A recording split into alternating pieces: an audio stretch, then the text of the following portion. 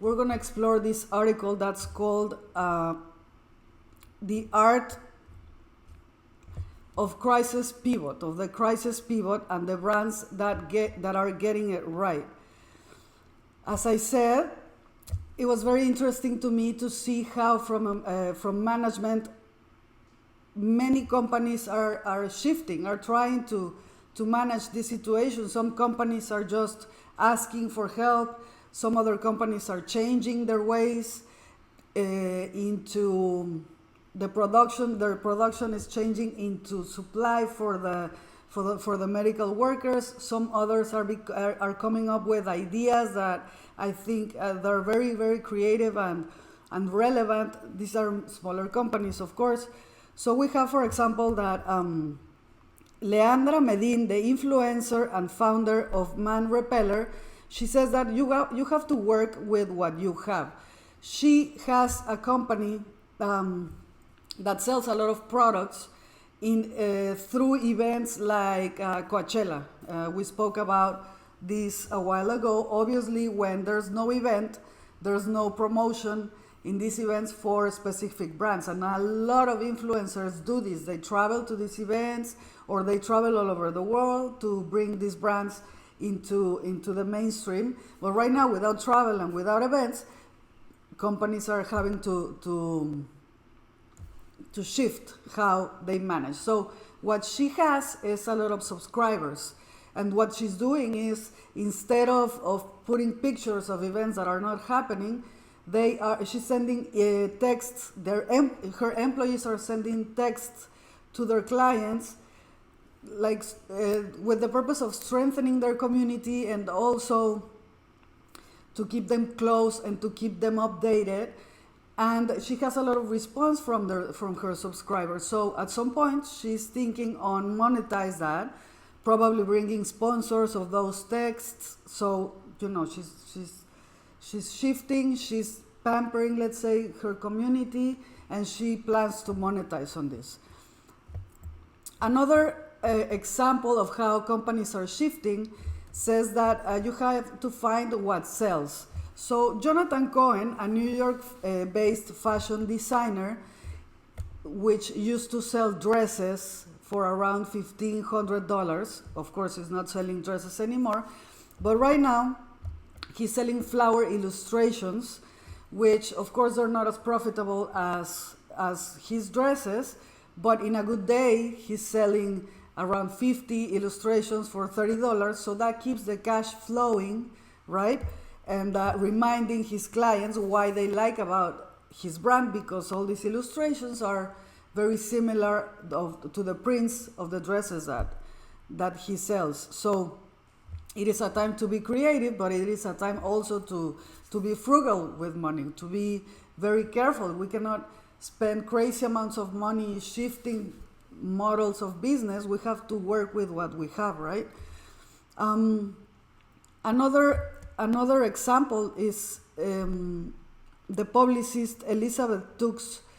She says, let's become indispensable, okay? She has a company that makes press releases for her clients. This is information that she puts out in media outlets about her clients, but right now that's not getting a lot of track.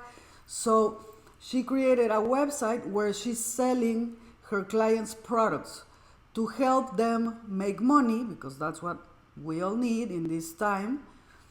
And also she gets a commission. So she's helping them stay relevant, make money, and also she's making money through this e-commerce website. Another shift, let's say, it says that we have to stay on brand. What I said about the Cohen's illustrations, that's what it means to stay in brand, because you cannot shift completely your system, putting in danger your brand, right? Diluting your brand. We have to stay true to who we are, obviously connecting to whatever is going to work right now, because everything is so different and everything shifted so much that we have to change, but we have to be careful not to dilute the brand, because the brand is the most important thing. That's why we have people that follow us. That's why we have people buying our products, going to our places, etc. So to stay on brand is very, very important. Another aspect, it says that anything can pivot. So a pivot doesn't need to involve new products.